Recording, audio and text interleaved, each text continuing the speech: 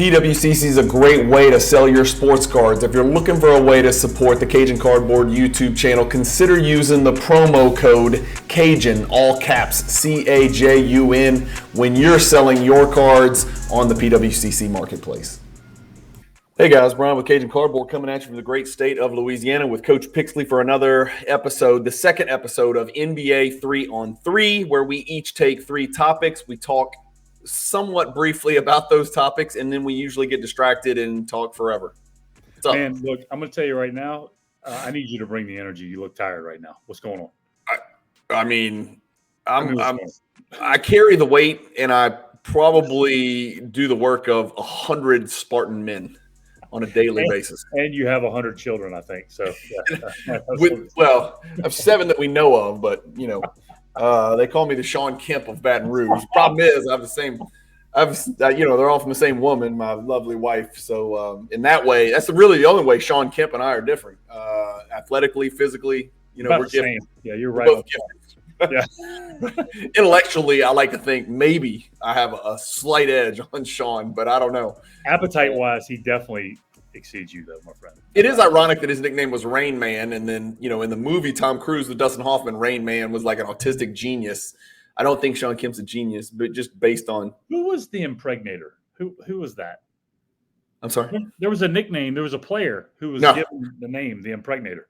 No, you're thinking of something you created on NBA 2K. There's never been a player who would have been, adorned the nickname the impregnator. Are you sure? I'm freaking 100% positive that would never have been okay in any era of modern media. There's a lot of stuff that's not okay. I'm just wondering, that would be like awful though. You're right. Okay. Awful. All right. 3 things. You want to go first, or you want me to go first? I'm going to go first today. You know what I'm going with because I keep texting you about it every day. It's another one. Go ahead. You go first. Definitely knew that you were going with it, and I definitely didn't want to talk about it. So I will go first. And look, I'm throwing it out there, and I think we have the dawning of a new career in the NBA, and it's our guy, Skylar Mays.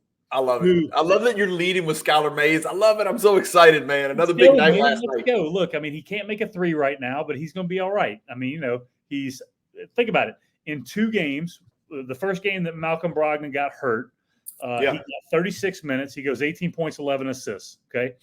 Then before the next game, he is converted from a 2-way to a full-time roster spot, plays against the Lakers last night, and gets 15 points, 12 assists. Right. Yeah. And you and I have long said that he is I guess I'm going to say without a doubt, the best passer we've ever seen in high school in the state of Louisiana.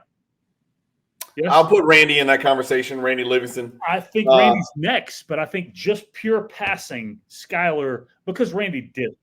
Obviously, Randy probably could have been that if that's all. It's a 2-person conversation from what we've seen in our 35 years of watching Louisiana high school basketball. They've had some studs come through here. Dude. Whoever the third guy isn't close to those 2. It's not. He's not. Yes, he is not in the conversation with those 2 guys. Correct. Yeah. So anyhow, just super proud of our guy, man. He's fought it and fought. Look, he came out. COVID was his last year in college, and he was on pace to maybe be the SEC Player of the Year. And then he gets drafted second round by the Hawks, and terrible roster situation for him to go into. Then he goes into a worse one at Philadelphia. And I just know dealing with him, man, whenever he's in the G League in Mexico City and in Delaware and all these, he's been through it. He has been through it. And obviously he's not got a situation where it's like any guarantee right now. He's got to be super hungry, but hey, to go 2 double-doubles in your first 2 major games. Good. Listen, he is he went 18 and 11 in his first, in his 2 real games where he got big minutes, 37 and 32 minutes. He went 18 and 11 and 15 and 12. Again, he's not shooting proficiently from 3. He's only missed 1 free throw this year. He's 7 for 8. His field goal percentage in both of those double games was 53% and 54%, despite the fact that he's over 6 from 3. So here's the deal. The dude, I always say, and I say this to my kids and they think I sound like an asshole, but I say, that which doesn't kill you makes you stronger. And he's been everywhere. It was one shitty situation after another. He took it in stride. He's going to build from. He's going to grow forward. He's played in freaking Mexico City. His career at LSU was interesting to say the least with the COVID situation. Like you said, Atlanta was a horrific fit. Philadelphia was probably even worse. No chance there. Honestly, Portland was a terrible situation, Jonathan. The only thing that we were excited about was Chauncey Billups, and he seemed to develop a chemistry, and they really liked each other during those 10 days he signed at the end of last year. And then the seas have parted, dude. I mean, if 45 days ago, Lillard was on that roster. Yep. Anthony Simons was on that roster. Yep. Scoot Henderson was on that roster. Brogdon and Lillard switched out, right? But there was no really window for Skylar to do what he was doing. Say it again. Drew Holiday came on the roster. Drew Holiday, came. Yeah, Drew Holiday and Brock. So you trade out Lillard in Drew Holiday and Brock. Yeah, it was chaos, and it was looking like another shitty situation for our guy. And then the seas parted, and it's almost like it was at the end of last year, except he's got a little more talent around him with a healthy Shadon and Jeremy Grant and Ayton. Yeah. So I am super, super excited to watch him lead them to the playoffs. I'm not going to go there. I'm sorry. Look, for those of you, I mean, obviously you wouldn't have been part of this, but I remember like it was yesterday, him sitting in his apartment in Mexico City and us watching film via Zoom on his G League games, breaking down his shot, his footwork, this, that, the other. Yeah. And I'm like, this dude is putting it in no matter where he is. And look, at the end of the day, you watch what happened with Gabe Vincent. You watch what happened with Max Strus to a degree. I mean, there's plenty of examples of guys who have stuck it out, and then they have 1 year, right, where they actually show out, and then they sign a big contract. Awesome. That's what we're hoping this happens for him. So, last thing I'll say on this, I remember you. I can't remember who it was, but you said somebody was asking him or talking to him, and it's kind of intimated that he was in that process of trying to make it. It was somewhere post LSU, but before yesterday. Yeah. And they're like, well, they kind of intimated that, well, you're going to be a doctor anyway. He's a really, really brilliant kid. He came from a family of doctors, big family of doctors. Certainly, I think he might even have been pre-med at LSU. I don't know, but if he wanted to be a doctor, he'd be a doctor. And I think he responded with, I'm a pro basketball player. I'm not a doctor. He did. And I'll say this too. The first workout that we ever had, but that we had prior to his collegiate career, after his collegiate career was over, because he couldn't get to Chicago to Priority Sports to do his pre-draft training because of COVID.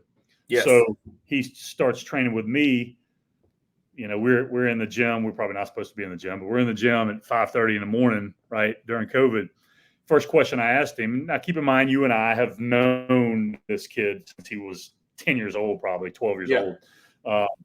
And I asked him, I said, look, before we get started, I got to know, where does becoming a doctor fall in your mindset with all this? And he said, I don't plan on ever working a day in my life. He said, if I become a doctor, it's because I failed at this. He said, I failed at this, and I don't plan on failing at this. I said, perfect, let's go. And here we are. I'll never work a day of my life. We just got the title. We just got the title to this one.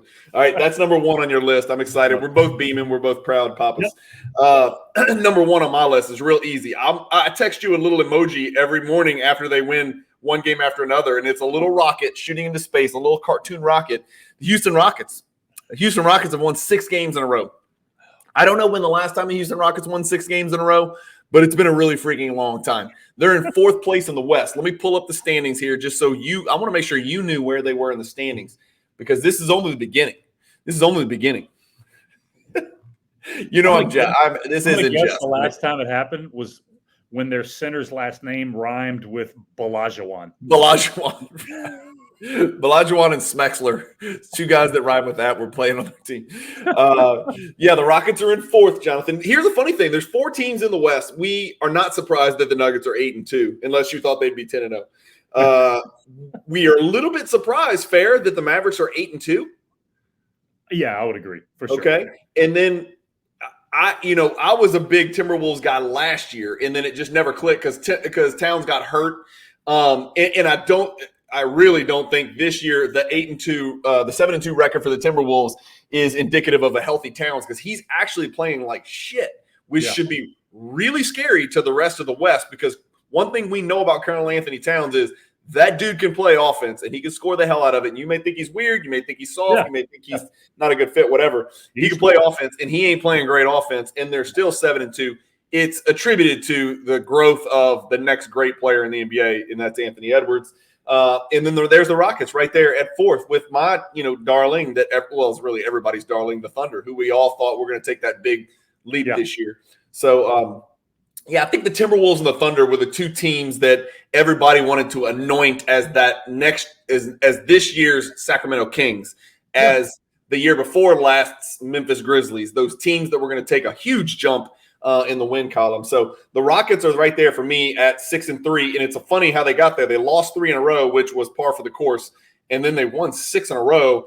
And until last night, we were like, well, they're beating teams without this or teams without that or teams that were, they're at home and this and that.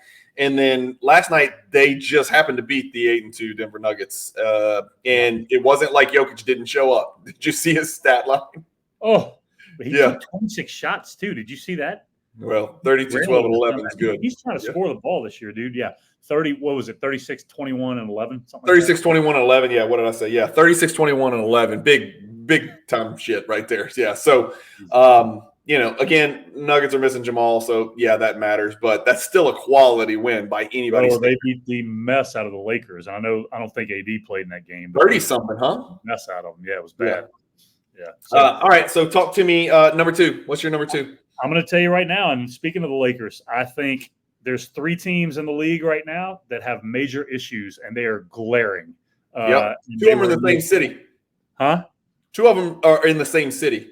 Yes, I agree. I'm not counting the Clippers, though, because I never counted them. So in my 3 are the Suns, Bucks, and Lakers. I think all 3 teams have major issues, and they are all based on the depth or the lack of depth that was created by the signings that they made in the offseason.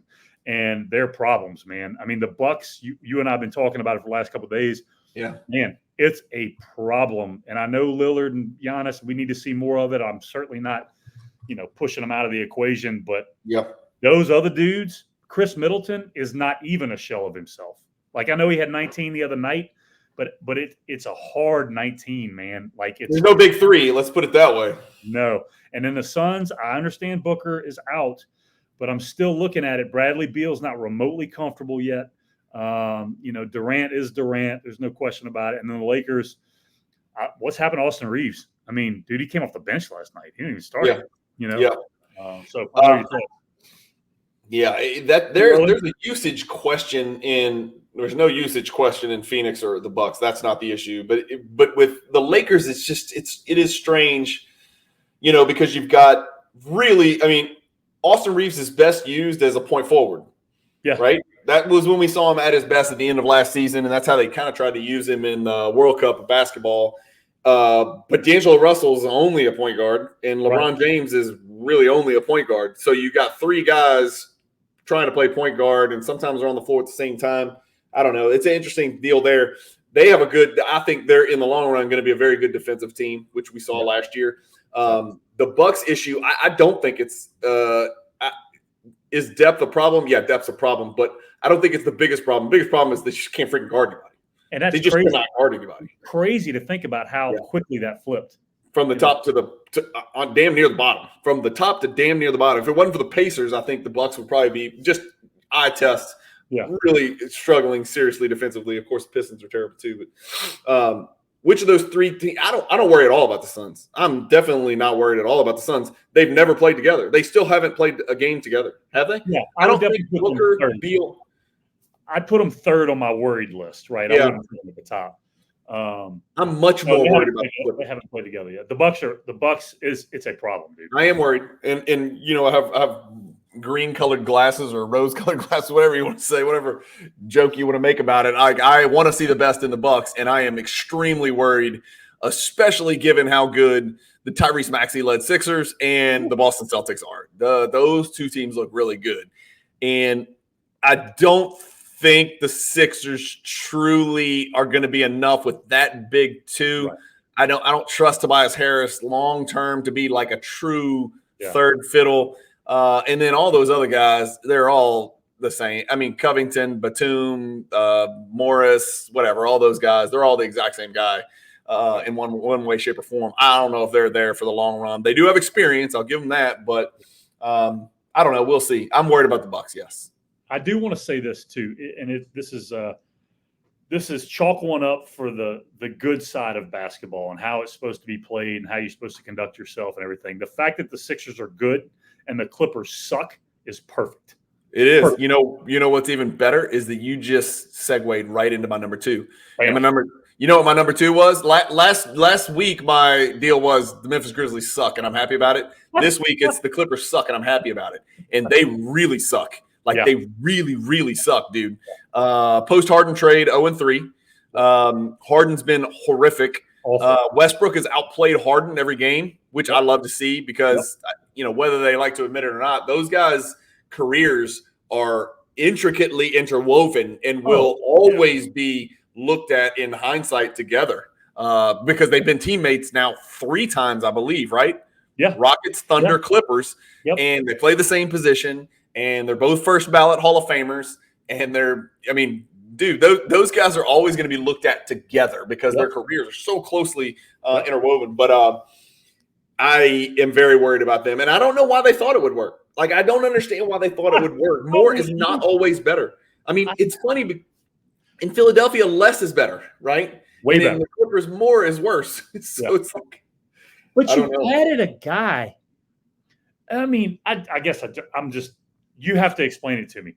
You have a team with 3 guys who have to have the ball. Paul George doesn't have to have it. Okay, fine, whatever. Those other 2 dudes have to have it.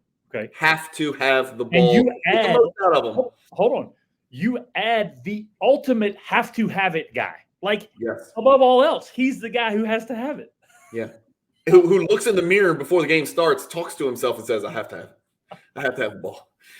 I'm not part of a system. I am a system." Yeah, right. You were. Yeah. And you never won anything, and you're not anymore. He's not the same player. Number one, everybody gets older. I mean, that's only fair. Father Time is undefeated, but it is just an absolutely horrific fit. I can't think of a worse fit for a major trade like this, maybe ever. The closest thing would be the Westbrook deal. It doesn't. I don't know. It just doesn't make sense. I don't see any way, shape, or form that the Clippers get there. You have to explain to me why. How do they fix it? Well, they bench him. They get rid of him. He has to go away. That's it. Nobody wanted him in the first place. I'm with you. They can't fix it. I mean, that's the issue. Unless you just say, "Hey, man, look, you're never going to play. Go sit down." That's it. We were seeing a pretty decent Westbrook, man. Pretty decent Westbrook, and now it's only a matter of time. You know what's next. They're going to ask Russ to come off the bench. I know, dude, and that is not going to go well. I don't think it's going to go well. And it shouldn't go well. You know why? Because he shouldn't be relegated to the bench. Here's what I just don't understand. You and I I would consider both of us great catch and shoot shooters, okay? Great by NBA standards. Well, whatever, okay? I mean, we are great by our standards. Yes, go ahead. Great. I am great by my standard, for sure. If we're open – yeah, the ball is going in. Okay, I mean it's pretty simple. Yeah. Why will James Harden not take a catch and shoot? Why won't Jonathan? How much higher is? Let me just ask you a question. If you had to guess from your collegiate career, how much higher was your 3-point percentage on catch and shoots than off the dribble? 10 percentage points.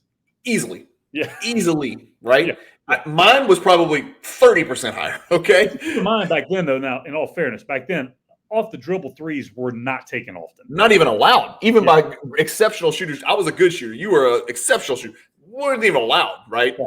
Even if we could create the space necessary, it was really frowned upon, especially the coach that you played for. I know he wasn't all for that. Right. I don't understand it. He cannot slide to the 2. He cannot catch and shoot open shots.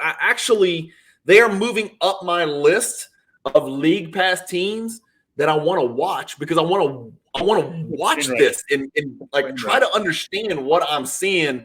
I don't see any way they figure this out and get this to work. I really don't. Which player suffers the most out of all this? I think it's unquestionable. Who suffers the most out of the 4? Who's was here, but then post Harden trade they come down the most. Numbers drop the most inconsistent. I mean, Paul George is the one who's going to give the most. Yes. Only because he's the one who's going to give the most. That's just his personality. Like I think he's the player that's definitely the most flexible, definitely the most malleable. He's the player that could make this work if there was no Kawhi Leonard or there was no James Harden. But I don't think any player can give enough when there's a Kawhi Leonard and a James Harden. And again, I still to this day, I think James Harden's a much better than average NBA player, but he makes this team worse. He definitely makes this team worse because he's also what team does he make better? Who does he make a horrible team? He would make the Orlando Magic better. He would make the Pistons better. I don't think there's a team in the league whose growth he doesn't stunt or whose success he doesn't crush. I'm not. He would certainly stunt the growth of anything around him because he plays a stagnant brand of basketball. Not stagnant for him, but stagnant for those around him. With him, you think? Yeah. Enough on Harden. Everybody's. I mean, we're calling it. Calling the kettle black or whatever they say. All right, number three for you. My next one is, and it's super early, but Luka and Kyrie seem to be figuring this thing out, and they are putting it together very efficiently. Now, look, nobody can argue that Kyrie, of course, huge wins and butts and all that. Like when he's right and when he's present and when he's all these things, he's as gifted an offensive player at that size as you have ever seen. Okay? Yeah. Gifted, right? And he is super efficient and things are really easy for him. And right now, him and Luka are fitting hand in glove. And I didn't necessarily expect that to happen. Because they have nothing around them. You can say what you want to about Lively, and I do think he's a great fit. He's going to be a good player and all that, I guess. But, don't give me that is the reason. Let's talk about it's not the reason. Yeah. 14 hours ago, I was 10 rows behind the Pelicans bench watching them play last night. So, last night I'm there. I watched 3 quarters worth because it was over after 3. Yeah. And Fat Ass Zion got 18 points. I had a 4-player 20-plus point parlay, and only Fatty didn't get his 20. So again, enough. I was already starting to not like Zion, but when he loses me money on FanDuel, you know how it works. And Jonathan, Kyrie came out. I mean, I don't want to say Doncic deferred to him in the first quarter, but it was very evident that the purpose of Doncic's first 6 minutes on the floor with Kyrie together was to get him going. And he's a master manipulator. He is the ultimate puppeteer on the court. He is even more LeBron than prime LeBron. That's my opinion. He plays the game like Harden and LeBron, and I mean as far as orchestrating puppet master type shit. Yeah. He's more LeBron than LeBron was at LeBron's prime, just as far as manipulating the game and stuff like that. And there's very few guys in the league like that. He's one from the point guard position. Harden was that during his prime. Yep. And not quite to that level, but and then, obviously Jokic is one, but he does it in a whole different way by touching it at the free throw line and really doing everything. That would be a great topic. That would be a great topic for us to talk about is best orchestrators, like just puppeteers in the history of basketball. Who are they? Magic, LeBron, Doncic, and I'm throwing Jokic in there already. I think Bird was. Bird's in there. I don't feel Bird touched as much as these guys. He didn't. There's no way. He didn't freaking touch it as much, dude. I don't know. I have to go low. We have to run some analytics. Yeah, no, there's nobody's ever touched the ball as much as Doncic. Let's put it that way. That dude. Harden. I think. Harden. Yeah. But Doncic is. Yeah. Jordan got to a point where he could decide things. It just was different because he scored. It was very different. It was all it was very different. What about the Mavericks? Do you think they're a legitimate contender in the West? I don't either. No, they haven't. The other guys on their team, I don't know. Look, what they did a couple years ago with Brunson when he was there, was impressive. And but everybody was hurt in the West, if I recall. There was a big problem with other teams' best players being injured. Yeah, and I think, a couple of the other guys on that team, like Finney Smith, and I think they were a little better than the guys they have right now, right? So Yeah, I'll have to believe it to see. Well, let me ask you this question: Would Brunson be the third best player on the Mavericks right now? Yeah. Would Finney Smith be the third best player on the Mavericks? Yes. I agree. Yeah. Well, they're not there. Right. I mean, seriously, I'm asking an honest question. I don't know who anybody would argue. I mean, I guess the biggest Dallas homer could argue that Grant Williams is better than Finney Smith, but he can't argue that he's better than Brunson. And again, not that Brunson would be a good fit. I'm just saying, talent level wise, Brunson would be the third most talented player on the Mavericks. Right. And so would Finney Smith, I think, because he's an elite defender. I'm simply saying what they did with that group where they won, but you were right. I mean, I think it really goes back to a lot of stuff happened. Yeah. Yeah. All right. Is it my number 3? Yep. And this is the wrap. Yeah. So my number 3 is, let me just get this and pull this up here. Okay. I've got the leaders in the NBA and PER pulled up. And Jokic is 36.6. I've also got the highest PER in the history of basketball pulled up. And they've got it, and they're a game behind, I think, here. Or maybe this is a game behind. Well, this says 10 games, and Jokic is 36.6. This says 10 games, and Jokic is 34.7. Either way, it's the most efficient 10 games. It's the most efficient season to date in NBA history. And then I want you to listen to the names. And, of course, this is going to be heavily skewed towards ultra-modern because basketball is more efficient. Sure. The way it's played, the way it's officiated, all that bullshit with the pace and space era and all that stuff. And just players are more skilled. You can only get so much better defensively, but offensively you can just continue getting more and more skilled, shooting better and better, dribbling better and better. Defensively is, I want you to hit on that again because I am tired. And look, we're old school homers, we can be, but I am tired of the old, back in the day. Dude, the guys today are so much better at basketball than the guys used to be, just from a standpoint of skills. That's all I'm saying. Okay. Yeah. That's it. They are so much better. And you know what? They're supposed to be. Yeah. Well, humans evolve. I mean, I would be a freaking giant in 1735. You know what I'm saying? I would have a name. I would have a nickname. You know what I'm saying? In 1735, I would be the impregnator. I would have the greatest nickname because I'd be like Goliath. But now, people are bigger, people are stronger, people are faster, health, modern science, things like that.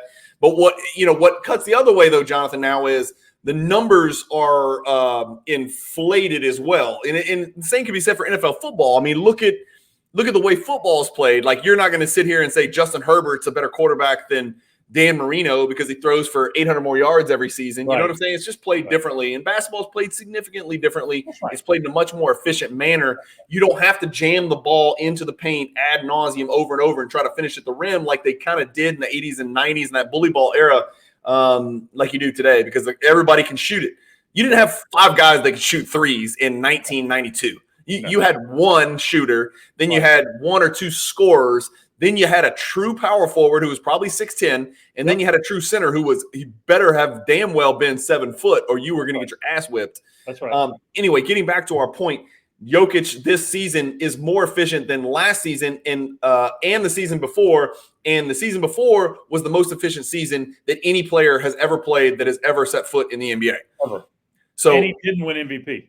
And all he did was drink a bunch of Pabst Blue Ribbon, race horses in one of those little cart, carriage things, and breed horses and bet on horse racing and eat a bunch of freaking fried food, quite honestly. And he shows up this year, and he's better than any version that we've ever seen him. That is astonishing. Listen to the names of the players that are on the top PERs all time. And a lot of these guys, you're going to see their names twice. Wilt Chamberlain, number 1, I want to reiterate, he did it in an era where it's very difficult to do this. Jokic, Embiid, Chamberlain. Let me know when I don't name an MVP. Giannis, Wilt, Michael Jordan, LeBron James, Michael Jordan, Wilt Chamberlain, LeBron James, Nikola Jokic again, Steph Curry, Joel Embiid, Nikola Jokic, Michael Jordan, Joel Embiid, Michael Jordan, LeBron James, Giannis, Anthony Davis. He's never won an MVP. He's the only one. You got to go 20 deep before you get to somebody that hadn't won an MVP. Then you go LeBron, David Robinson, Shaq, and then we can keep on going. Yeah. He's better than all of those players' best seasons. He's more efficient than everybody we just named's best season this year, including his 2 best seasons. Okay. Okay, man, I don't even know if I should open this can of worms, but you like to say you like. Yeah, this is where people get hot and heated because you're going to say something like he's better than Kareem. You know what? And that's what I like to do. I like to get people hot and heated. So here we go. Okay. So if Jokic has 4 to 5 more years like this and wins, let's say 2 more titles. Let's just give him 2 more titles. Okay? Three rings. And 1 more MVP. Okay, so 3 and 3. All right. If he does those things,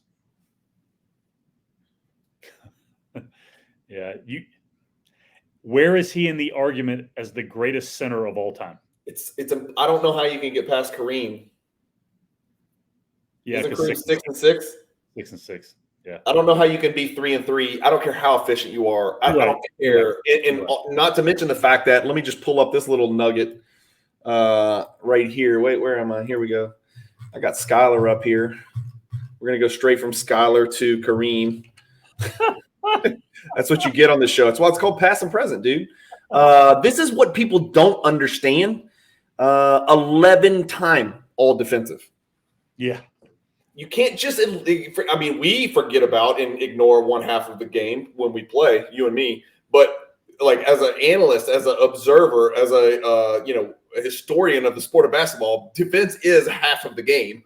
And he was an 11-time all-defensive, which puts him in the 6th best defensive players of all time, based just on that, just on all defensive teams.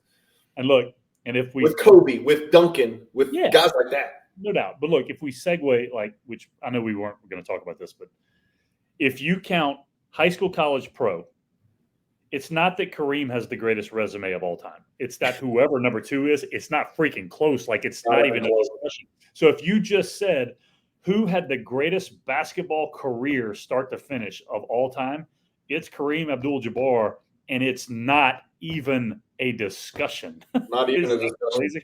Think about it. And I don't like the dude. I think he's I don't even like the guy. I certainly don't like, his late career brand of basketball, but I don't like his demeanor. I don't like his personality. He was an asshole until the very end, and then everybody sweated his nuts because he was retiring. He was the greatest ever, and then he started being nice to people real late in his career, but he was a dick his career to everybody. Yeah. But I admit it, man. Did you hear the Barkley story at the 75th anniversary thing? No, tell the Barkley story. So, but Barkley told a story the other day. He said he had never, for some reason, and maybe it was the 50th one. I don't remember. Okay. Maybe it was that. But nonetheless, he had never met Kareem at this point. Okay. Yeah. And he's in the room with all these stars and whatever. And he tells you, I've never met Kareem. And they set him up. They're like, we'll go introduce yourself, So he walks over. Kareem's reading a newspaper, right? Yes. Walks over and Kareem's he's like, hey, Mr. Jabbar, I'm blah, blah, blah, blah. And apparently Kareem looked up and was like, I'm reading my paper. Like, that was it. I have heard that. Yeah. He's a prick by anybody's standards, no doubt. All right, that's it. That's a wrap. 32 minutes. That's pretty good for us. We like to talk. But look, before we go, I wanted to do our little deal on Basketball Reference where we try to guess who the people are. I'm going to let you have a shot at it. I know these folks. I haven't cursored over them, but I know most of them. We're going to leave the WNBA players out. I wish there was a way to extract them so we had just 12 NBA players every time, but we don't. So real easy. Huh? I need it to be Oh, you need more here. Hang on. A little more. Okay. There you go. Is that better? Okay, so Leitner. Yep. Is that Greg Ballard? Dude, I think you nailed it because I was going to guess Greg Ballard. Is that? Oh, that's Greg Ballard. We did it. Go for the bottom left. Bottom left. He played with one of our friends. Big man. This is. Oh my God. Smiley. Oh. You should get this. I know. Oh, this is going to drive me nuts. I'll come back. Come back to it. Dunleavy. Yeah. That's the little Nuggets, little gunner. Will Barton? It's not Will Barton. It's confusing to me because I've got 2 guesses here. Yeah. It's not Ty Lawson. Oh, that's actually who I meant to guess. I think it looks more like Johnny Flynn, but I don't think he ever played for the Cavs. You remember Johnny Flynn that got drafted by the Timberwolves from Syracuse? I'm going to say Ty Lawson. Damian Thompson. Okay, Scotty Barnes, I'm assuming. No, that is not Scotty Barnes. That should be Davion Mitchell. Yeah. And then you should get Willie Anderson. Willie Anderson. Yeah. Oh, this is bothering me over here. This is really bad. You should get this. He was it's not Evan Turn. No. Oh, Cam, get over here. Come here. Oh, wait. Hang on. Cam just walked in. If Cam gets this and you can't get this, get over here, Cam. I'm really. This is crazy. Cajun Jr. just walked in. Who's this guy right here above my cursor? Devin Harris. Oh, he got it. Who? Say it. Devin Harris. Devin Harris. Oh, good. He nailed it. Yeah, he nailed it. We're getting old, man. We're forgetting more than we're learning. We're regressing. That's it. That's it. That's a good episode. That's a good episode of 3 on 3. What did we say we're going to title this? The Impregnator? No. 3 on 3. Something about Skylar's career. Something about Skylar. What did he say? I'll never work a day in my life. I'll never work a day in my life. Bam. There's your title. It's How did I get Greg Ballard, but not Devin Harris? That's disturbing. Most, I would say, less than 1 out of 1,000 people not with the last name Ballard would not have gotten Greg Ballard. But less than 1 out of 1,000 Bullets fans would have gotten Greg Ballard. I think that's a fact. Yes, back when we could call teams the Bullets. Now it's just ridiculously violent. We could never call a team the Bullets. Oh, it's ridiculous. Yeah. Never. I mean, Wizards is also extremely intimidating. And to be honest with you, it makes me very uncomfortable because Wizards tend to cast very offensive spells that injure people. So maybe we should come up with another name. Yes. Anyway, all right. Another great episode in the books, dude. Thanks for joining us. We're going to do this every single week. We're trying to get the views up on these. They're not real high. Maybe it's because those pinkies at the end, but you can always watch and then click off before the pinkies come on. Again, that's it. It's in the books. NBA 3 on 3. I'll never work a day in my life. Episode number 2. We're going to do this weekly. Thank you guys for watching. Keep collecting. Stay positive in the hobby. Peace.